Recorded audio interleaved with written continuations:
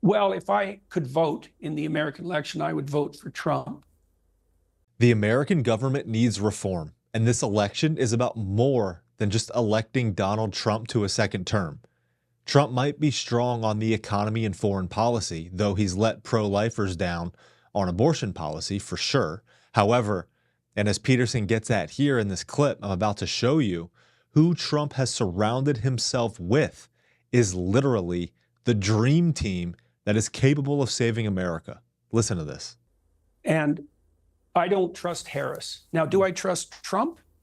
Well, he was president for 4 years.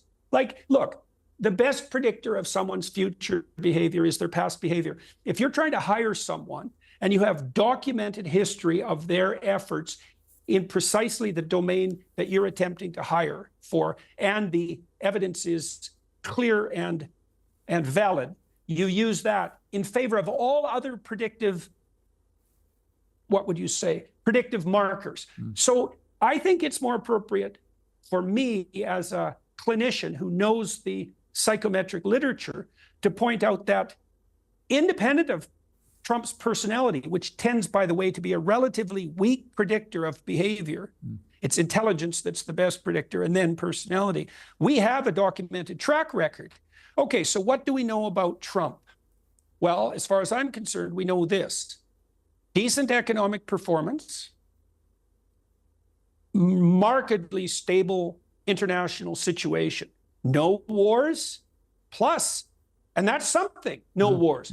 Plus, he established the Abraham Accords, and they've held even after October 7th, and everybody in the State Department told the Trump administration that putting that agreement together was impossible. Now, of course, it's the Abraham Accords that have infuriated and frustrated the bad actors in Iran, and that's pretty much the entire political class there, and fomented October 7th and produced this catastrophe that's unfolding.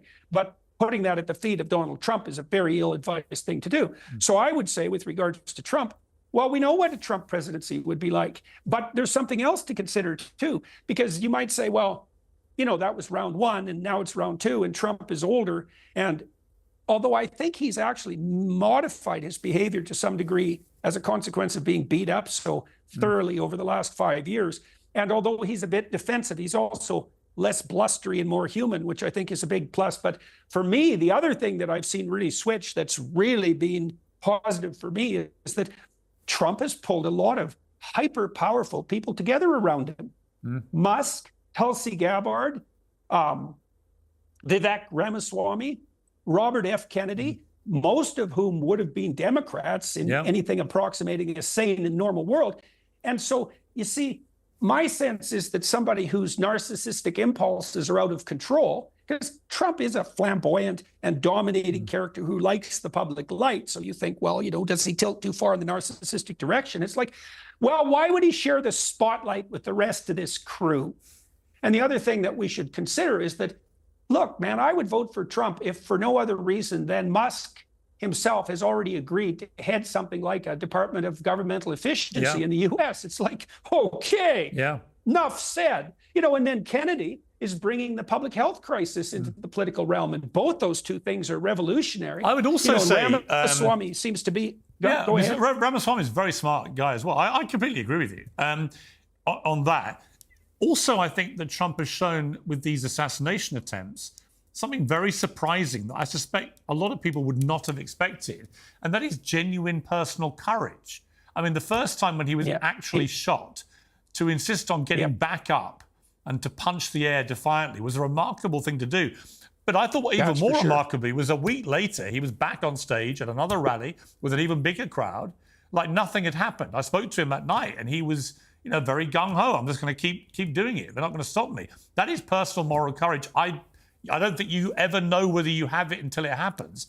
And then you saw again with this latest one, you know, he was cracking jokes immediately afterwards, saying, well, I wish I could have finished my birdie putt. Again, the reaction, I mean, it's a quality of Trump that we haven't really seen until you see it. And you're never quite sure how people will respond when there are genuine threats to kill them. And he's actually been shot and then nearly got killed again. And yet he's back out there continuing with the campaigning. So whatever you think of Trump, I do think on the personal courage aspect. He's shown a lot of it recently. Imagine Elon Musk in charge of government efficiency and cutting waste in the American government like he did at Twitter. Imagine RFK Jr. in charge of reversing the public health crisis and getting Big Pharma the heck out of government. Imagine Tulsi Gabbard rooting out the military-industrial complex, Vivek Ramaswamy in charge of dismantling the FBI and other corrupted and/or useless government agencies. And finally, one who Peterson didn't mention here, Dr. Ben Carson in charge of keeping us one nation under God. This election is about way more than just Donald Trump, like I said. These are proven leaders that America needs right now. We have the opportunity to elect a once-in-a-generation administration.